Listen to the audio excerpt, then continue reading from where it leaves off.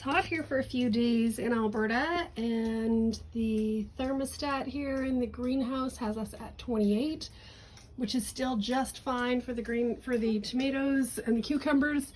There's a shade cloth, you can see not covered, and vents are opening. The shade cloth helps to keep things cool. The tomatoes are quite happy, except when I break off a leaf. And keep watering them when it's in the 20s. I do still fertilize once a week. If it gets hotter than that, I don't. Here are some sun golds, my very favorite indeterminate snacking tomato. They are so sweet and delicious, and I just smooshed that one. I'll eat it and hide the evidence. Yes, it is so nice to see these tomatoes getting fertilized and ripening on the vine.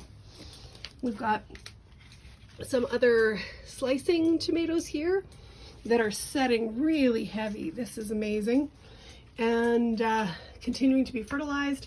Our strategy of early in the year, when there's just blossoms on the tree, of making sure that we're using CalMag, the calcium magnesium supplement, that's working. We have no blossom end rot, which is great. If you do see blossom end rot, just cut it off. And if you still have blossoms on your plant, then make sure you start using that CalMag right away so that they've got enough calcium, and make sure that you're watering consistently. I've got some San Marzano here setting on this plant, which is going to be fantastic. I need to cut this branch off.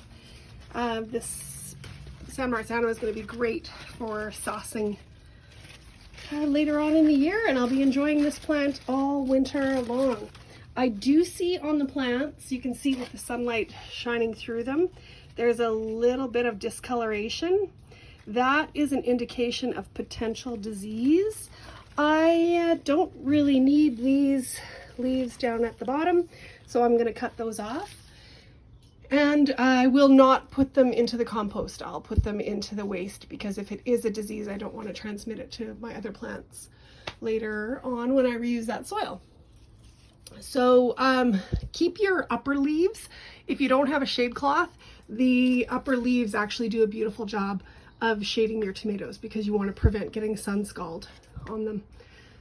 And just keep enjoying your season. I hope that you are also, like me, harvesting fresh tomatoes for your lunchtime snack. Happy gardening!